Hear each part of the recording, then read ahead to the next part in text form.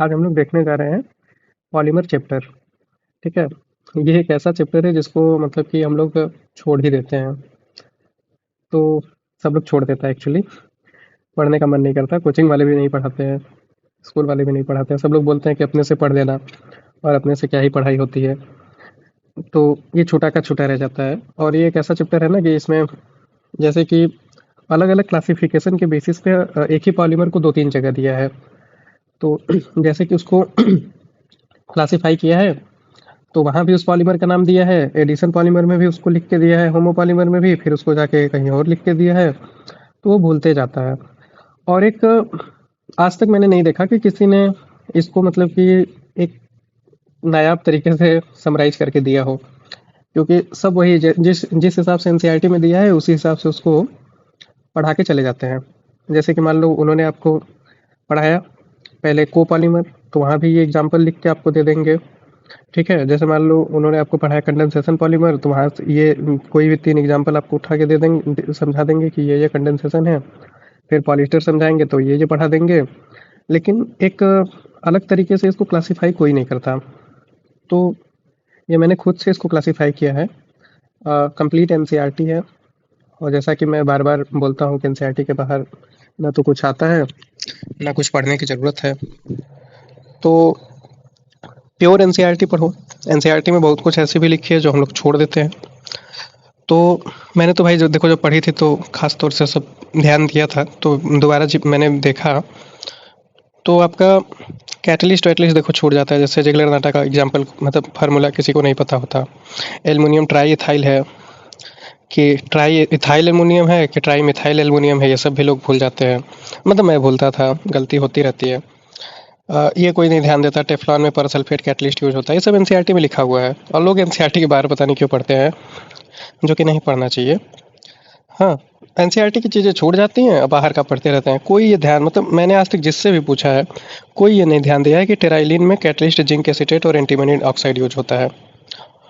तो ऐसी ऐसी छोटी छोटी चीज़ें हैं, है ना, जो हम लोग छोड़ देते हैं। मैं भी छोड़ता था, लेकिन बाद में धीरे धीरे आ जाता है यार। तो आओ देख लेते हैं। तो बेसिकली इसमें देखना क्या है, ये देखो पीडीएफ है, ये तुम लोग को मिल जाएगा वीडियो के लिंक में। इसका मिल जाएगा। पहले तो मैंने इसको कॉपी बनाया था, एक दिन मैंने बैठ के इसको बढ़िया बना दिया टैब में। तो क्या है कि इसमें पढ़ने में अच्छा लगता है। तो एक पेज का है पीडीएफ, ये मैं शेयर कर दूंगा, तो वहाँ से डाउनलोड कर लेना। बाय द वे पढ़ना तुम्ही को है, लेकिन मैं एक बार मोटी मोटी चीज़ें नोटिस करा देता हूँ। जैसे देखो जो जो जो चीज़ हम लोग जैसे कि बोलते हैं, मैंने क्लासिफाई कैसे किया ये दिखा देता हूँ। ठीक है। तो क्लासिफिकेशन देखो, एडिशन पॉलीमर में होमो पॉलीमर होता है, कोपॉलीमर होता है। होमो पॉलीमर के ये सारे एग्जांपल हैं: polythene, Teflon, polyacrylonitrile, PVC, polyvinyl chloride, polypropene, polystyrene, natural rubber और नियोप्रीन। ठीक है। फिर एडिशन पॉलीमर में जो को पॉलीमर होते हैं, होमो पॉलीमर जिसमें एक ही टाइप की मोनोमेरिक यूनिट हो, को पॉलीमर जिसमें कि डिफरेंट यूनिट हो लेकिन फिर भी वो एडिशन पॉलीमर हो। ठीक है। दो यूनिट हो, को पॉलीमर दो पॉलीमर का यूनिट हो और वही दोनों बार बार रिपीट होते हो, जैसे ब्यूना एन ब्यूना एस। फिर मैंने इसको इस टाइप से अरेंज किया है कि ये देखो, natural rubber, neoprene, buna N और ब्यूना एस, ये तुम्हारे इलास्टोमर हैं। ये तुम्हारे इलास्टोमर है। तो इलास्टोमर में क्या क्या है? नेचुरल रबर है और सिंथेटिक रबर है। ठीक है। देखो पहले तो यहाँ से देख लो, नियोप्रीन, ब्यूना एन और ब्यूना एस क्या है? सिंथेटिक रबर है। ठीक है। जिसमें कि नियोप्रीन होमोपॉलीमर है और ब्यूना एन और ब्यूना एस कोपॉलीमर है ना। नियोप्रीन प्रीन क्या है? नियोप्रीन होमोपॉलीमर है और ब्यूना एन और ब्यूना एस क्या है? कोपॉलीमर है। जिसमें से कि नियोप्रीन, ब्यूना एन और ब्यूना एस सिंथेटिक रबर है, और नेचुरल रबर ये तो नेचुरल रबर है ही, ये नेचुरल रबर हो गया, ये तीनों सिंथेटिक रबर हो गया, और ये सारे क्या है? इलास्टोमर है। रबर ही इलास्टोमर है। तो इलास्टोमर में क्या क्या हो गया? नेचुरल रबर हो गया, सिंथेटिक रबर हो गया। सिंथेटिक रबर में क्या क्या हो गया? नियोप्रीन हो गया, ब्यूनास हो गया, ब्यूनाइन हो गया। ओके। अच्छा, और आओ, और क्या है? Condensation polymer. कंडेंसेशन पॉलीमर में क्या क्या है? पॉलीमाइड है, पॉलिस्टर है, थर्मोसेटिंग पॉलीमर है। पॉलीमाइड में क्या क्या है? पॉलीमाइड को नायलॉन बोलते हैं। पॉलीमाइड में क्या क्या है? नायलॉन 6 है, नायलॉन 6 है। पहले ऐसे क्लासिफिकेशन देख लो विदाउट जूमिंग। पॉलीमाइड में क्या क्या है? नायलॉन 6 है, नायलॉन 6 है। पॉलिस्टर में क्या है? टेराइलिन है, डिक्रॉन है, ग्लिप्टल है। थर्मोसेटिंग में क्या है? फिनाल फॉर्मल्डिहाइड है, मेलामीन है, यूरिया फॉर्मल्डिहाइड है। फॉर्मल्डिहाइड के तीनों हैं। फिनाल फॉर्मल्डिहाइड, मेलामिन फॉर्मल्डिहाइड और यूरिया फॉर्मल्डिहाइड। ठीक है, फिर लास्ट में बायोडिग्रेडेबल पॉलीमर। इसमें क्या है पीएचबीवी है, नायलॉन टू नायलॉन 6 है। ठीक है, अच्छा देखो फाइबर में, अब देखो पॉलीएमाइड में से नायलॉन 6 और नायलॉन 6 और पॉलीस्टर में से टेराइलिन, ये तीनों क्या हैं? ये तीनों क्या हैं? ये तीनों हैं फाइबर। फाइबर में क्या क्या है? नायलॉन 6 और टेराइलिन या डेक्रॉन। तो ये तो हो गया क्लासिफिकेशन, और ये हमको लगता है इससे अच्छा क्लासिफिकेशन कुछ नहीं हो सकता, जिसमें कि मैंने एक ही तरफ के सारे लिख दिए हैं। देखो मैं मतलब जनरली बोलता क्या क्या है, पहले तो पूरा पॉलीमर पढ़ जाते हैं ये पॉइंट छोड़ के, कि पॉलीमर है हाई मॉलिक्यूलर मास 10⁻³ से 10⁻⁷ एटॉमिक मास यूनिट है ये। फिर उसके बाद इंटर मॉलिक्यूलर फोर्स, इस पे बाद में आते हैं। ये भूल जाते हैं। क्लासिफिकेशन बेस्ड ऑन सोर्स, जैसे कि नेचुरल में पॉलीमर कौन गया है? प्रोटीन है ही है भाई, पॉलीमर है ही अमीनो एसिड का। सेलुलोज है ही, सेलुलोज किसका होता है? बीटा डी ग्लूकोज का, बीटा डी ग्लूकोज का। स्टार्च है ही, ठीक है, स्टार्च में amylose amylopectin alpha D glucose, alpha D glucose का होता है। ठीक है, अब इसमें तुम जब वो वाला चैप्टर पढ़ोगे तो उसमें पढ़ोगे एमाइलोज जो होता है वो अल्फा डी ग्लूकोज का होता है। इसमें लिंकेज अल्फा 1,4 होता है। अमाइलोपेक्टिन में भी जो स्ट्रेट चेन होती है उसमें अल्फा 1,4 का लिंकेज होता है, और जहाँ ब्रांचिंग होती है वहाँ पे अल्फा 1,6 एन ग्लाइकोसाइडिक लिंकेज होता है। तो खैर उस पर भी नहीं जाते हैं। नेचुरल में प्रोटीन है, अमीनो एसिड, सेलुलोज है, बीटा डी ग्लूकोज, स्टार्च है, अल्फा डी ग्लूकोज, रबर भी नेचुरल पॉलीमर है। ये मेरे को अजीब लगता था, क्योंकि मैं बचपन में सोचता था रबर सिंथेटिक होता है। रबर तो वैसे भी पेड़ से निकाला जाता है, पढ़े ही हो। तो रबर नेचुरल। अच्छा, रबर के बारे में एक चीज़ मेरे को और अजीब लगी थी, अजीब नहीं होनी चाहिए लेकिन मेरे को लगी थी, कि rubber has high water absorption capacity. देखो मैंने स्टार यहाँ भी किया है, और मैंने स्टार यहाँ पे भी किया था, कि रबर है हाई वाटर एब्जॉर्प्शन कैपेसिटी। हमको लगता था रबर है, रबर क्या ही वाटर एब्जॉर्ब करेगा, रबर को तो वाटर रिपेल करना चाहिए। लेकिन नेचुरल रबर है हाई वाटर एब्जॉर्प्शन कैपेसिटी होती है। ठीक है, मतलब मेरी तरह मत सोचना, गलत मत सोचना, रबर के पास वाटर एब्जॉर्प्शन कैपेसिटी ज़्यादा होती है। मेरा दिमाग में थोड़ा गड़बड़ चल रहा था। सेमी सिंथेटिक वाला सब छोड़ दें, सब छोड़ दें इसको। सेमी सिंथेटिक याद कर लेना, सेलुलोज एसीटेट और सेलुलोज नाइट्रेट। और ये मत गलती करना कि रेयान को तुम सेलुलोज नाइट्रेट के साथ मिला दो। सेलुलोज एसीटेट को रेयान बोलते हैं। ठीक है, तो दो ऑप्शन हो गए, दो एग्जाम्पल है सेमी सिंथेटिक के, सेलुलोज एसीटेट और सेलुलोज नाइट्रेट। जो एसीटेट वाला है वो रेयान है। मैं वो चीज़ जो गलती करता था मैं, मतलब जो अक्सर गलती होती है एक्चुअली तो देखो, होमोपॉलीमर में, एडिशन पॉलीमर के होमोपॉलीमर में सबसे पहला पॉलीथीन, सब पता है तुमको। ठीक है, हाईली ब्रांच होता है, टफ फ्लेक्सिबल होता है। हाई डेंसिटी वाला, हाई डेंसिटी पॉलीमर जो होता है लीनियर पॉलीमर होता है। देखो लीनियर पॉलीमर वाला हाई डेंसिटी होता है। कैसे? जैसे देखो मान लो पॉलीथीन का पॉलीमर है, जब लीनियर रहेगा ना तो अच्छे से अरेंज होगा एक के ऊपर एक, तो ये हाई डेंसिटी बनाएगा। और जब ब्रांच वाला रहेगा ना, जैसे मान लो एक है उसके ब्रांचिंग है, तो अच्छे से नहीं पैक होगा। जब अच्छे से पैक नहीं होगा तो ये क्या बनाएगा? Low density polymer. तो ऐसे समझ लो, लो डेंसिटी वाला फ्लेक्सिबल होता है भाई, लो डेंसिटी वाला है। हाई डेंसिटी वाला हार्ड होगा। लो डेंसिटी वाले को हाई प्रेशर पे बनाते हैं, हाई डेंसिटी वाले को लो प्रेशर पे बनाते हैं। क्योंकि जब लो प्रेशर रखोगे तभी ना एक के ऊपर दूसरा बैठेगा, ऐसे सोच सकते हो। मतलब एक चेन है उसके ऊपर दूसरा चेन, खूब बढ़िया से पैकिंग हो रही है, और वो हाई डेंसिटी खूब डेंसिटी वाला बन रहा है। ताकि लो प्रेशर रखोगे अपना, एक के ऊपर एक वो अपना बैठते जा रहे हैं।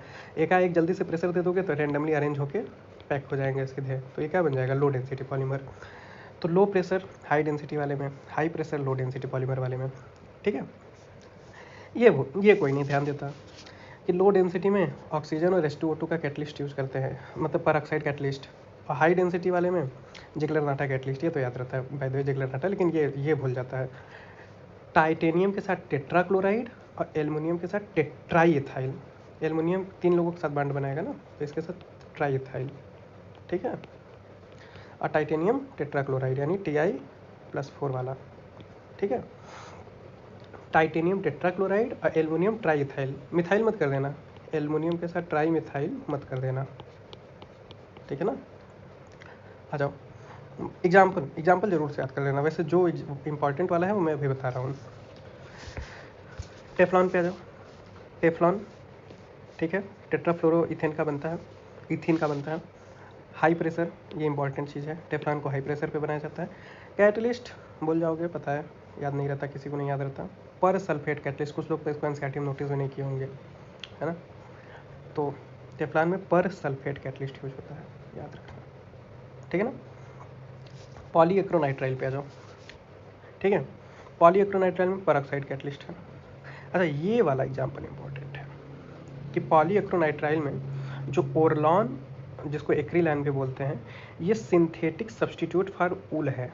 जैसे कि ऊल होता है ना, ऊल यदि नहीं अवेलेबल है नेचुरली, तो उसकी जगह पे सब्सटीट्यूट, बेटर सब्सटीट्यूट क्या है जिसको हम ऊल की तरह यूज़ कर सकते हैं, तो वो क्या है, पॉलीएक्रोनाइट्राइल कॉमर्शियल फाइबर। ठीक है, ओरलान या एक्रिलान बोलते हैं। पीवीसी पे आ जाओ, पॉलीविनाइल क्लोराइड। ठीक है, इसको याद कर लेना, इसमें कुछ कैटलिस्ट वगैरह नहीं है। मोनोमर और मोनोमर याद होना चाहिए। ठीक है, फिर आ जाओ पॉलीप्रोपीन पे आ जाओ, पॉलीप्रोपीन है ये। ठीक है, ये वही है यार, पॉलीप्रोपीन, सी पॉलीप्रोपीन ही है। ये वाला कार्बन उठा के मैंने इधर कर दिया है ताकि ये चेन बन जाए ऐसे। ठीक है, पॉलीस्टाइरीन पे आ जाओ। स्टाइरीन का स्ट्रक्चर याद होना चाहिए बेंजीन के ऊपर, CH2 डबल बॉन्ड CH2, ये स्टाइरीन है, इसका पॉलीमर बना दो।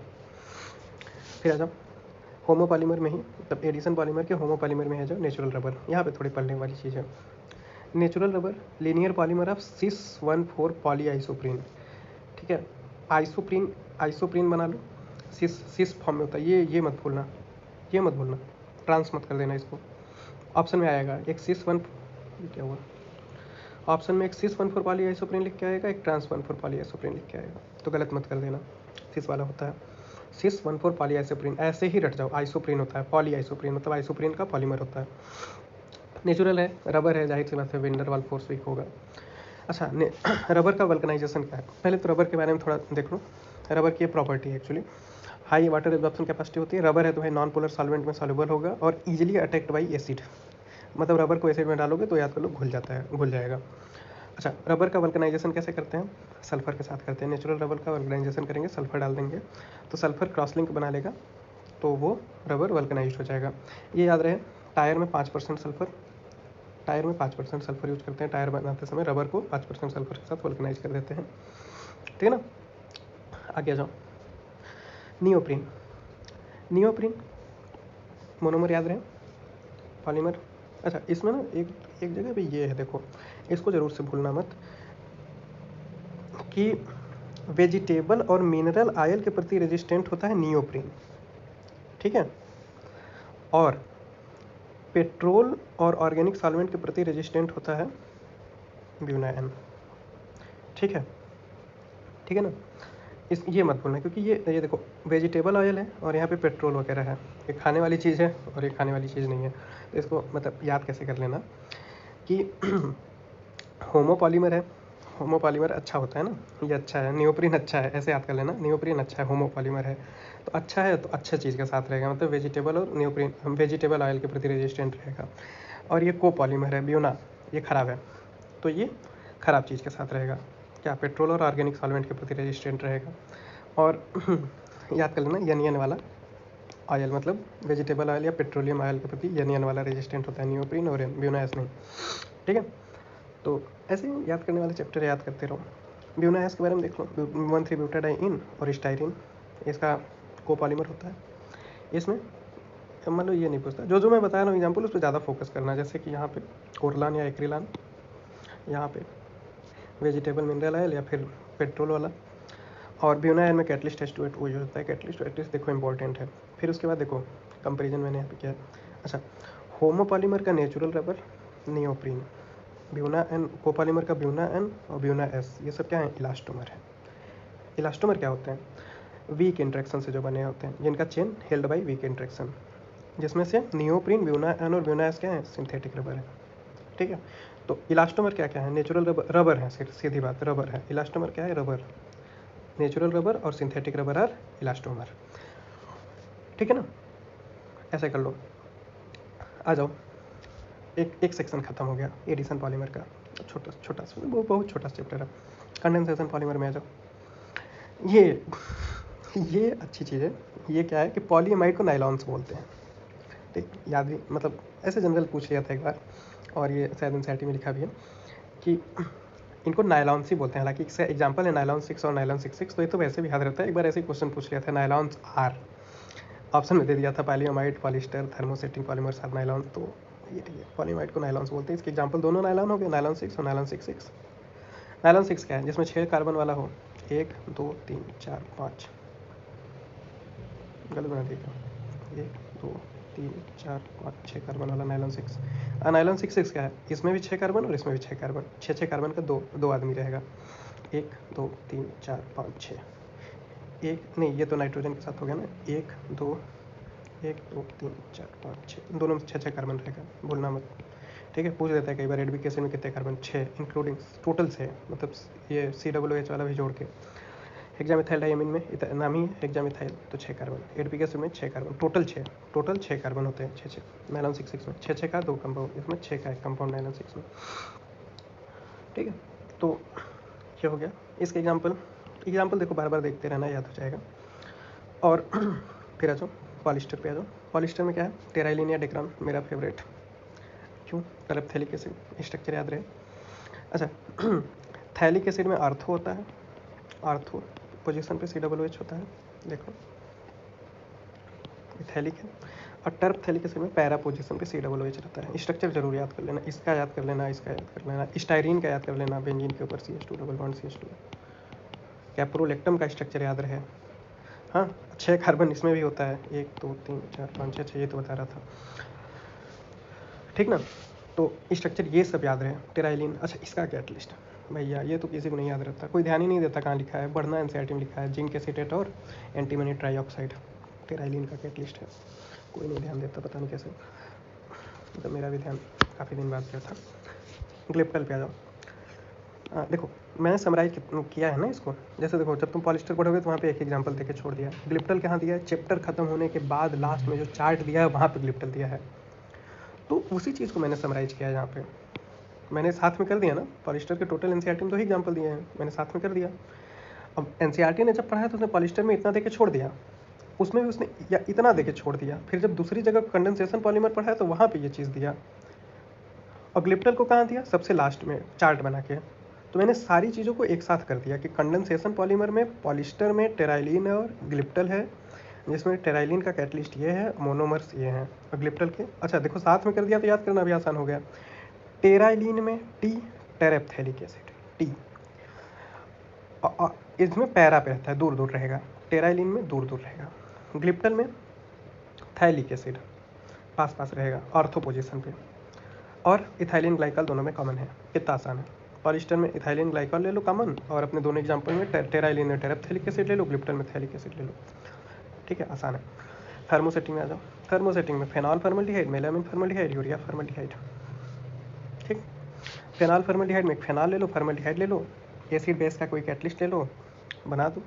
नोवोलेक बनेगा, स्ट्रेट चेन बनेगा तो नोवोलेक, ये क्या पेंट में यूज़ करते हैं, नेरोलेक पेंट याद कर लो, नेरोलेक वाला पेंट आता है ना, एशियन पेंट, नेरोलेक पेंट, तो नोवोलेक पेंट में यूज होता है। अच्छा इसमें और एसिड बेस कैटलिस्ट डाल दो तो ये ऐसे भी जुड़ जाता है, ऐसे तो था ही, ऐसे ऐसे चेन बन जाएगी ढेर सारी। यही बैकेलाइट होता है। बैकेलाइट बचपन से पढ़े हो कि कुकर का जो ढक्कन होता है, सॉरी कुकर का जो हैंडल होता है बैकेलाइट का बना होता है, इसीलिए जब कुकर खूब गर्म होता है तब भी वो नहीं पिघलता और हमें भी नहीं जलता, यानी हीट को ट्रांसमिट नहीं करता। कुकर का ढक्कन मान लो किसी और मटेरियल का बना दो और वो गर्म हो जाए तो कैसे उतारोगे, उसको होल्ड ही नहीं कर सकते। बैकेलाइट हीट नहीं ट्रांसमिट करता। खैर, तो बैकेलाइट कंघी में होता है, इलेक्ट्रिकल स्विच में होता है, यूटेंसिल के हैंडल में होता है, ये तो मैं बोल रहा हूँ। आ जाओ मेलामिन फॉर्मल। अच्छा मेलामिन का स्ट्रक्चर याद रखना, 1 2 3 3 अच्छा एक बार पूछ लिया था ना कि मेलामिन में टोटल कितने नाइट्रोजन होते हैं, तो अपने को याद था 3 नाइट्रोजन होते हैं, 3 कार्बन होते हैं, लेकिन 1 2 3 4 5 6 नाइट्रोजन होते हैं, 3 कार्बन होते हैं। स्ट्रक्चर याद रखना मेलामिन का, मेलामिन का, कैप्रोलेक्टम का, और वो टेरेप्थेलिक एसिड का, थैलिक एसिड का, स्टाइरिन वगैरह का। मेलामिन फॉर्मल्डिहाइड में मेलामिन ले लो, फॉर्मल्डिहाइड ले लो, पॉलीमर बना दो, अनब्रेकेबल क्रॉकरी बनती है। यूरिया फॉर्मल्डिहाइड में यूरिया ले लो, फॉर्मल्डिहाइड ले लो। यूरिया के स्ट्रक्चर याद रखना, यूरिया के कैसे बोल सकते हो, NH2CO first compound discovered, Friedrich Kohler, Friedrich Kohler. अच्छा कुछ लोग कहेंगे तो 10th में पढ़ा था। ये जो तुम्हारा चैप्टर है ना, कौन सा, some basic principle and technique in organic chemistry, GOC, class 11th, first second part, 11th का सेकेंड पार्ट, उसमें वहाँ पे दिया है first compound, first organic compound synthesized in laboratory वगैरह, जो वो वाली कहानी थी, तो ये सब दिया है NCERT में, छोड़े हो गए पक्का। यूरिया दिया है NCERT में, दिया है, फेडरिक होलर ने खोजा था, तो ये पढ़ लेना। बायोडिग्रेडेबल देख लो एक बार जल्दी से। हाँ सबसे मोस्ट इंपॉर्टेंट छूटने वाली चीज़, ये इसको एलिफैटिक पॉलीमर बोलते हैं, ठीक है। बायोडिग्रेडेबल पॉलीमर को एलिफैटिक पॉलीमर बोलते हैं। सबसे इंपॉर्टेंट, बार बार छूटता है ये, वो क्वेश्चन पूछ लेगा एलिफैटिक पॉलीमर, ये लिख के पूछ लेगा, तो ऑप्शन ये मारना पड़ेगा। अब ये मत सोचते रहे अचानक कि एलिफैटिक पॉलीमर क्या है, बार फिर से ध्यान ला रहा हूँ इस पर। वो नहीं बोलेगा बायोडिग्रेडेबल पॉलीमर इन चारों में से कौन सा है, वो पूछेगा एलिफैटिक पॉलीमर इन चारों में से कौन सा है, तो तुमको बायोडिग्रेडेबल वाला एग्जाम्पल करेक्ट करना है, ठीक है। इसका एग्जाम्पल देख लो, PHBB फार्मूला, फुल फॉर्म याद रखना, पॉली हाइड्रोक्सी ब्यूटाइरेट को बीटा वेलेरेट, को बीटा हाइड्रोक्सी वेलेरेट, ठीक है। इसमें क्या है ये याद रखना, 3 हाइड्रोक्सी पे ब्यूटानोइक एसिड और 3 हाइड्रोक्सी पे पेंटानोइक एसिड, ये हो गया, ठीक है। नाइलॉन टू नाइलॉन 6 याद रहे, ग्लाइसिन और अमीनो कैप्रोइक एसिड। इसमें देखो सबसे इंपॉर्टेंट, यहाँ देखो अमीनो एसिड है, फिर से ध्यान ले जा रहा हूँ तुम लोग का, आप लोग का, ये अमीनो एसिड है, ठीक है। ये अमीनो एसिड है, नाइलॉन टू नाइलॉन 6 में हम अमीनो एसिड यूज़ कर रहे हैं, सोचो। और अमीनो कैप्रोइक एसिड, तो देखो अमीनो एसिड और amino caproic acid nylon two nylon 6 बनाते हैं, ये बायोडिग्रेडेबल है। अच्छा यहाँ पे एक चीज़ याद रख लो ना, मैं बता रहा हूँ, PHBB controlled release of drug, जैसे कोई ड्रग होता है ना जिसको स्टमक में नहीं रिलीज कराना है, स्टमक में एसिड होता है, मान लो वो ड्रग हो गया, वो एसिड में गया और ख़राब हो गया, दवाई है कोई, मेडिसिन है, तो उसके ऊपर मतलब ऐसी कोटिंग कर देते हैं कि वो एसिड में घुले ही ना, यदि उसको इंटेस्टाइन में यदि घुलाना है और स्टमक में ना घुले, तो उस पर ऐसी कोटिंग कर देते हैं कि वो स्टमक के HCl में घुले ही ना, वो दवा उस कोटिंग के अंदर सेफ है, ठीक है। जब वो दवा इंटेस्टाइन में पहुँचेगी, जब उस पर बेस आएगा इंटेस्टाइनल जूस, तब वो घुलेगी और तब दवा रिलीज होगा उस पैकेट के अंदर से, तो उस पर मतलब कंट्रोल रिलीज ऑफ ड्रग शायद यही सब कोटिंग करते हैं, जैसे PHBB controlled release of drug है, और इसको खा भी सकते हैं, दवा के ऊपर कोटिंग है, पेट में खा ही रहे हैं, तो इसीलिए ये बायोडिग्रेडेबल है। अच्छा लास्ट 1 मिनट, फिर वही बात, फाइबर कौन से होते हैं, जो strongly held by hydrogen bonding, important, fibre hydrogen bonding से हेल्ड होते हैं, इसलिए बहुत ही स्ट्रांगली हेल्ड होते हैं, इसलिए मजबूत होते हैं। कौन कौन, नाइलॉन 6 और टेराइलिन, ठीक है। कंडेंसेशन पॉलीमर का, पॉलीमाइड का नाइलॉन 6 और नाइलॉन 6 और पॉलिएस्टर का टेराइलिन, ये सब क्या है, फाइबर है, ये सब क्या है, फाइबर है, ठीक है ना। अब आ जाओ एक लास्ट 1 मिनट का, फोर्स के पे बात कर लेते हैं, इंटरमॉलिक्यूलर फोर्स पे, इस पर क्वेश्चन बन जाता है। तो देखो फाइबर हाइड्रोजन बॉन्डेड होता है, ठीक है, तो ये सबसे ज़्यादा स्ट्रॉन्ग होता है, फिर थर्मोप्लास्टिक, फिर इलास्टोमर, ठीक है। और जो थर्मोप्लास्टिक होते हैं वो हार्ड या सॉफ्ट होते रहते हैं, जैसे थर्मोप्लास्टिक हार्ड हो गया, उसको हीट कर दिया तो सॉफ्ट हो गया, फिर कोल्ड कर दिया तो फिर से हार्ड हो गया। प्लास्टिक यार अपना, प्लास्टिक की बोतल है, हार्ड है, गर्म कर दिया सॉफ्ट हो गया, फिर कुछ देर बाद ठंडा हो गया तो फिर से हार्ड हो गया, ये क्या हो गया, थर्मोप्लास्टिक। अब देखो, अब आएगा ऐसा क्वेश्चन तो इसको अरेंज कर लेना, मान लो क्वेश्चन बना के दे देगा, नाइलॉन 6 ब्यूना S और पॉलीथीन को अरेंज करो on the basis of intermolecular force, तो अरेंज कर लेना, नाइलॉन 6 फाइबर है तो उसका सबसे ज़्यादा होगा, फिर थर्मोप्लास्टिक यानी पॉलीथीन, फिर ब्यूना S इलास्टोमर है। दूसरा क्वेश्चन, फिर ये एग्जाम्पल हैं तीनों, ठीक है। नाइलॉन 6 फाइबर है, PVC थर्मोप्लास्टिक है, इलास्टोमर, टेराइलिन फाइबर है, पॉलीस्टाइरीन थर्मोप्लास्टिक है, और ब्यूनाइन क्या है, इलास्टोमर है, तो उसको अरेंज कर लेना। इंटरमॉलिक्यूलर फोर्स पे एक सवाल बना लेते हैं। ये काफ़ी मतलब समराइज्ड PDF है, और हमको नहीं लगता इतना पढ़ लोगे तो इसके बाहर NCERT, मतलब इसके बाहर पढ़ने की जरूरत नहीं, क्योंकि मुझे लगता है NCERT की सारी चीज़ें इसमें कवर्ड है, तो NCERT ही पढ़ना है तो यही पढ़ दो, जल्दी से हो जाएगा। और मैंने इसमें सारे पॉइंट कवर किए हैं, मतलब सारे है, NCERT का कुछ छोटा नहीं है, और NCERT से बाहर भी इसमें कुछ नहीं है। यदि आपको कुछ लगे ना कि ये NCERT में नहीं दिया या पता नहीं कहाँ से लिखा है, एक बार खोजना ज़रूर, वो NCERT में लिखा ही है, तो प्योर NCERT है ये, और उतना ही पढ़ना है, बाहर का बिल्कुल मत पढ़ो, यही पढ़ो। और एक वीडियो बना दूंगा, एक ज़रूरत हो तो बताना, एक सेशन बना दूंगा लास्ट 2 महीने में कैसे प्रिपेयर करना है, तो कमेंट करना अच्छे लगे तो। बाय द वे इसको देख लो, एक पेज का है PDF, और मैं तो रिकमेंड करूँगा ना इसको प्रिंट करा लेना, कलर्ड, मेहनत लगा है काफ़ी इसको बनाने में, प्रिंट करा के चिपका लेना, जल्दी से रिवाइज हो जाएगा, क्योंकि फ़ोन में रहेगा ना तो फ़ोन में जूम करके पढ़ना, फिर उसके बाद उसको देखना मज़ा नहीं आता उतना, तो इसको प्रिंट करा लेना, और इसका मैं लिंक दे दूँगा डिस्क्रिप्शन में, डाउनलोड कर लेना, ठीक है, या टेलीग्राम पे डाल दूँगा, टेलीग्राम पे, ठीक है, टेलीग्राम का लिंक दे दूँगा मैं नीचे, टेलीग्राम पे मैं इसको डाल दूँगा। और वैसे टेलीग्राम पे अमन सिंह के जीमेल करके है, मैं लिंक दे दूँगा टेलीग्राम का, उसको सर्च कर लेना, ठीक है, ओके। तो NCERT पढ़ना यार, जा रहा हूँ, गुड नाइट। तो अभी रात में वीडियो रिकॉर्ड कर रहा हूँ, 11:15 PM। अच्छा ठीक है।